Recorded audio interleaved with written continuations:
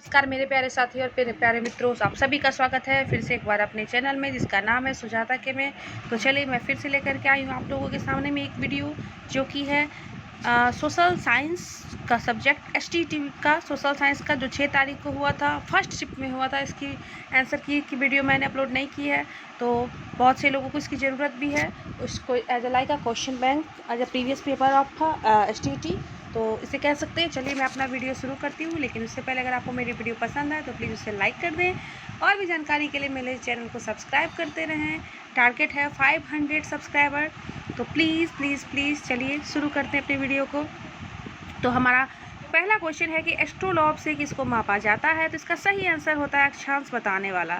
दूसरा क्वेश्चन है व्यावसायिक रूप से उत्पादित किस रासायनिक पदार्थ से मिट्टी की उर्वरता बढ़ती है, तो राइट आंसर है कीटनाशक।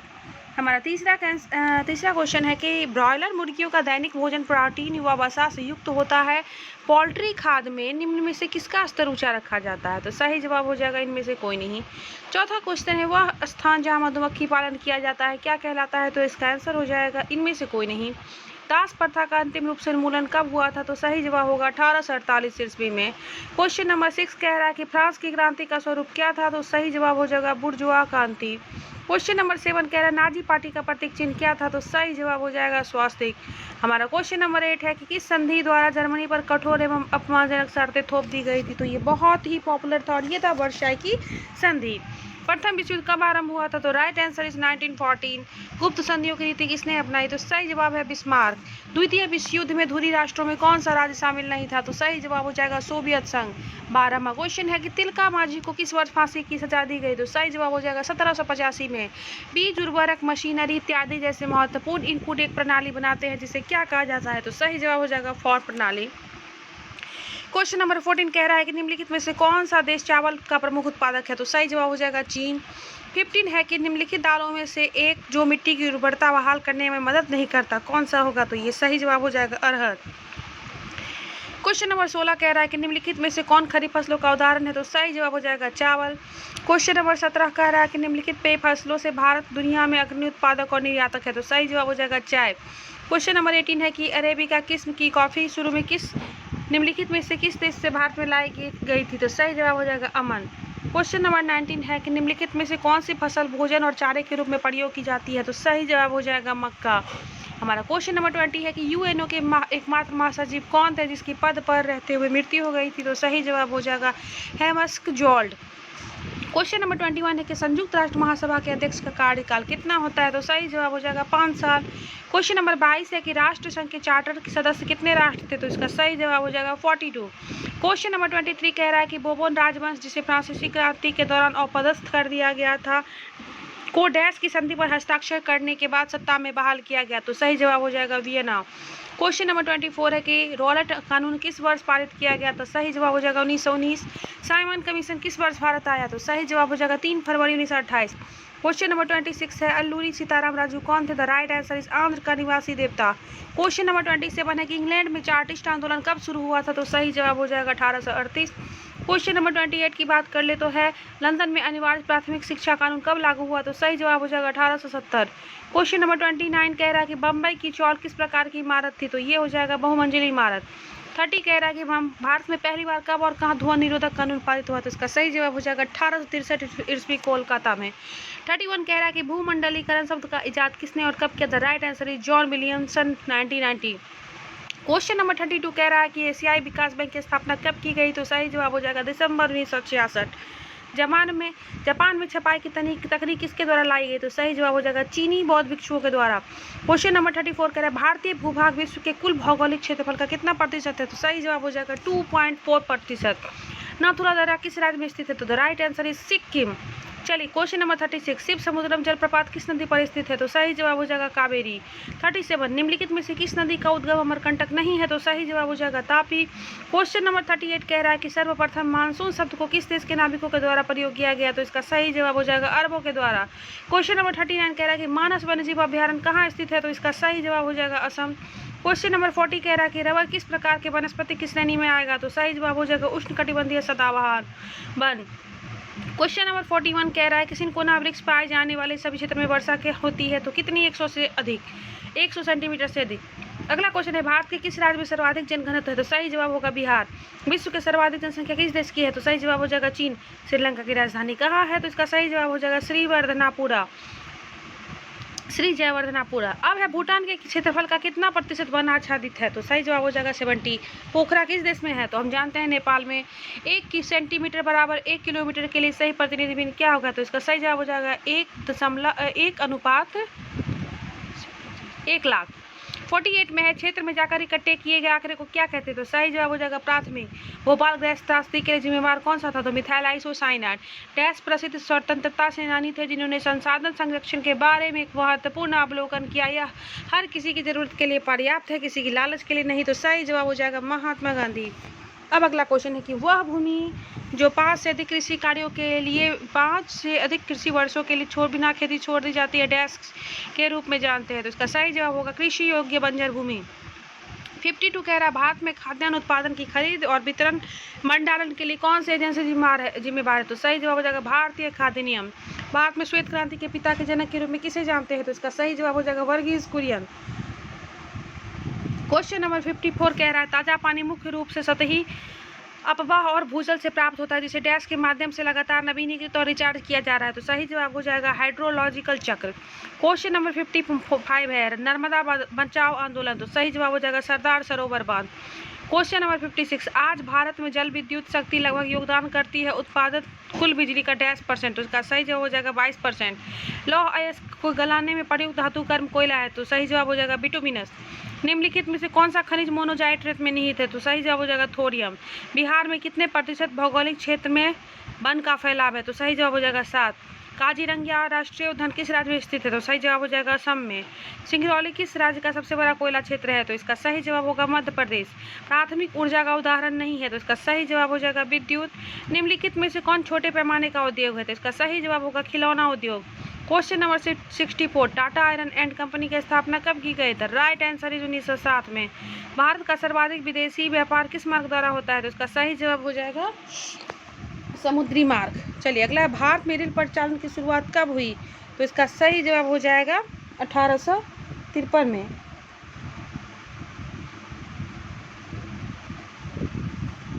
हमारा अगला क्वेश्चन है, भारत की सबसे ऊंची सड़क कहाँ पे है? तो इसका सही जवाब हो जाएगा लद्दाख उमलिंग लादर्रा। निम्नलिखित में से कौन प्राकृतिक आपदा नहीं है? तो सही जवाब हो जाएगा आतंकवाद। मानचित्र में नीले रंग द्वारा किस भाग को दिखाया जाता है? तो सही जवाब हो जाएगा जल। बिहार में सर्वप्रथम नगर निगम की स्थापना कहाँ की गई? तो सही जवाब है पटना।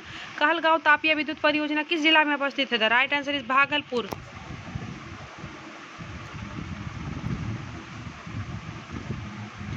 2011 की जनगणना के अनुसार बिहार की साक्षरता दर कितनी है? तो सही जवाब हो जाएगा 0.6382। पिनासे की सैनिक सरकार कितने वर्षों तक सत्ता में रही? तो सही जवाब हो जाएगा 17। बेल्जियम में सामाजिक विभाजन का आधार क्या था? तो सही जवाब हो जाएगा भाषा। गौरवपूर्ण क्रांति किस देश में हुई? था right answer is England.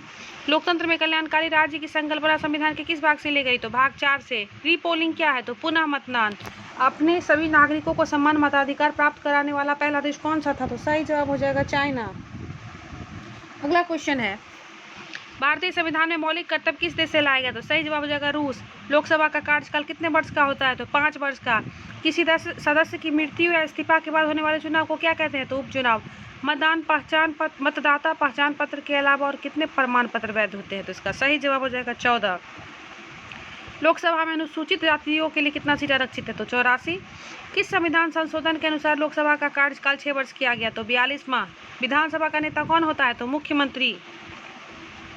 Rajya Sabha को किस अनुच्छेद के अनुसार प्रविष्टियां प्राप्त हुई थी? तो सही जवाब हो जाएगा 249। भारत के संविधान में निम्नलिखित में से कौन सा समानता के अधिकार में शामिल नहीं है? तो सही जवाब हो जाएगा आर्थिक बराबरी। निम्नलिखित में से कौन सा एक राजनीतिक अधिकार नहीं है? तो सही जवाब होगा किसी धर्म को स्वीकार करने का अधिकार। निम्नलिखित में से कौन सा भारत के लिए कथन सही है? तो सही जवाब हो जाएगा यहाँ धर्मनिरपेक्षता का सिद्धांत है। क्वेश्चन नंबर 90, सामाजिक विभेद का एक अच्छा परिणाम क्या है? द राइट आंसर इज लोकतंत्र को सशक्त बनाना। क्वेश्चन नंबर 91, निम्नलिखित में से कौन संघीय राज्य की विशेषता नहीं है? The right answer is Ikahari शासन व्यवस्था। क्वेश्चन नंबर 92, राष्ट्रपति 5 वर्ष तक अपने पद पर रहता है। सही जवाब होगा अपने पद ग्रहण के दिन से। क्वेश्चन नंबर 93, संपूर्ण क्रांति का उद्देश्य क्या था? सही जवाब हो जाएगा सैनिक तंत्र की स्थापना। चिपको आंदोलन का प्रारंभ किस राज्य से हुआ? इसका सही जवाब हो जाएगा उत्तराखंड। निम्नलिखित में इनमें से कौन लोकतंत्र को मजबूती प्रदान नहीं करता है? सही जवाब हो जाएगा विविधताओं में सामंजस्य का अभाव और संघर्ष। Question number 96, Bahujan Samaj party के संस्थापक कौन थे? तो सही जवाब हो जाएगा काशीराम। 97, निम्नलिखित इनमें से किस पर लोकतंत्र का भविष्य निर्भर है? तो इसका सही जवाब हो जाएगा निष्पक्ष चुनाव पर। अगला है, भारतीय लोकतंत्र में कौन सी बात देखने को नहीं मिलती है? तो सही जवाब होगा बहुसंख्यकों का शासन। क्वेश्चन नंबर 99, विविधताओं के बीच सामंजस्य की स्थापना की सर्वाधिक क्षमता किस शासन व्यवस्था में होती है? तो सही जवाब होगा लोकतंत्र में। क्वेश्चन नंबर 100, किस बात से स्पष्ट होता है कि बिहार में लोकतंत्र की जड़ें गहरी है? तो सही जवाब होगा वैशाली का लिच्छवी गणतंत्र। अब आइए आर्ट ऑफ टीचिंग में। पहला क्वेश्चन, शिक्षण अधिगम प्रक्रिया यात्रा है तो इसका होगा उपरोक्त सभी। छात्र द्वितीयक है तो होगा निर्कुंज शिक्षण में। स्वायत्त अधिगम क्या है? तो इसका आंसर होगा ज्ञान स्वप्रयास से अनुदेशात्मक उद्देश्य लिखने में प्रयोग होता है। सही जवाब हो जाएगा क्रिया। ब्लूम के वर्गीकरण के संज्ञानात्मक पदानुक्रम की एक आलोचना है तो इसका सही जवाब हो जाएगा न्यूनतम स्तर अनावश्यक। अगला क्वेश्चन है आगमन विधि, तो इसका सही जवाब होगा शिक्षार्थी केंद्रित है। अगला क्वेश्चन है आगमन विधि की त्रुटि है तो सही जवाब होगा वो अधिक समय लेता है। अगला क्वेश्चन है निगमन विधि का लाभ है तो सही जवाब हो जाएगा उपरोक्त सभी। अगला क्वेश्चन है पाठ्य योजना में विशिष्ट उद्देश्य क्या है? तो सही जवाब हो जाएगा शिक्षक के लिए।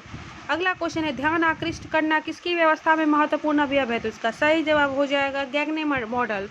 अगला क्वेश्चन है सूक्ष्म शिक्षण में किन कौशलों का उपयोग किया जाता है? तो इसका सही जवाब हो जाएगा ए और बी यानी सामपट्ट कौशल और खोजपूर्ण प्रश्न कौशल।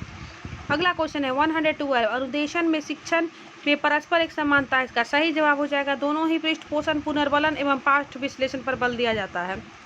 अगला क्वेश्चन है निम्नलिखित में से कौन सा कथन सूक्ष्म शिक्षण के लिए गलत है? इसका सही जवाब हो जाएगा यह शिक्षक के आत्मविश्वास को कम करता है।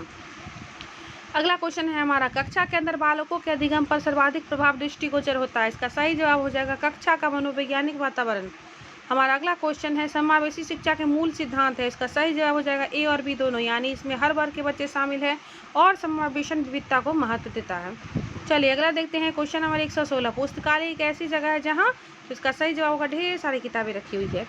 चलिए 117 पे आते हैं, निम्नलिखित में से कौन सा पुस्तक का प्रकार है? तो ए और बी यानी सामान्य पाठ्य पुस्तक और संदर्भ पुस्तक दोनों। निम्नलिखित में से कौन सा गुण शिक्षकों का नहीं है? तो सही जवाब होगा ईर्ष्या। अगला क्वेश्चन है एक शिक्षक के निम्नलिखित में से कौन से व्यक्तित्व गुण शिक्षण को प्रभावित करते हैं? सही जवाब होगा संवेदनशीलता।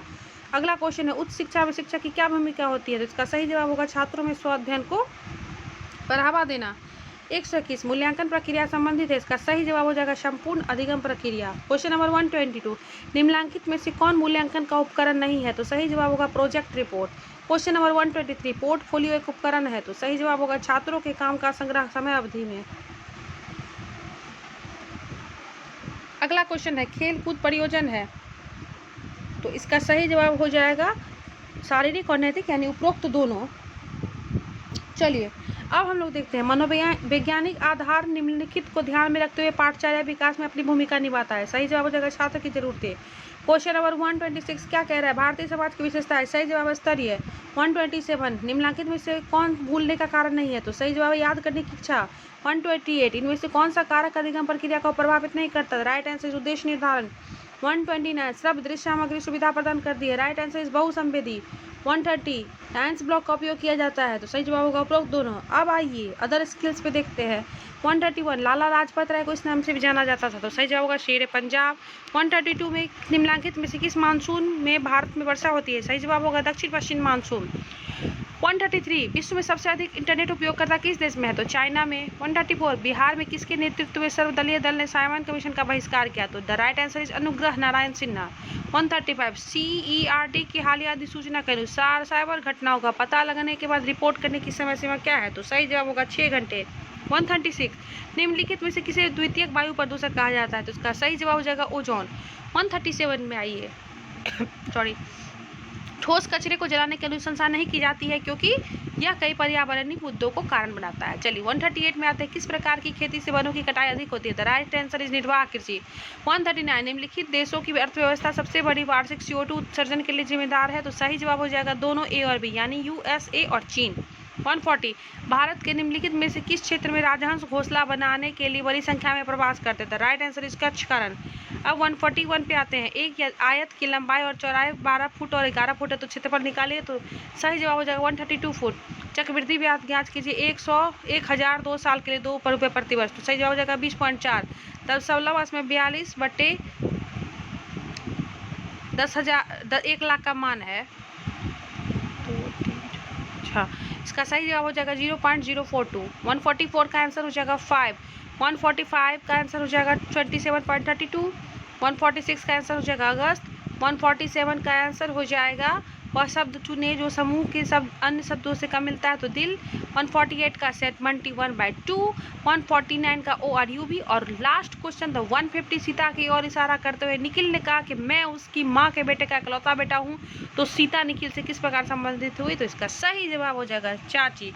तो चलिए हमने अपना क्वेश्चन देख लिया है। ये जो क्वेश्चन था वो था सोशल साइंस का क्वेश्चन था, और कौन से शिफ्ट का था तो वो भी हम लोग देख लेते हैं। ये था आपके 10 से 12 यानी फर्स्ट शिफ्ट का और 6 तारीख का। तो चलिए अभी के लिए इतना ही।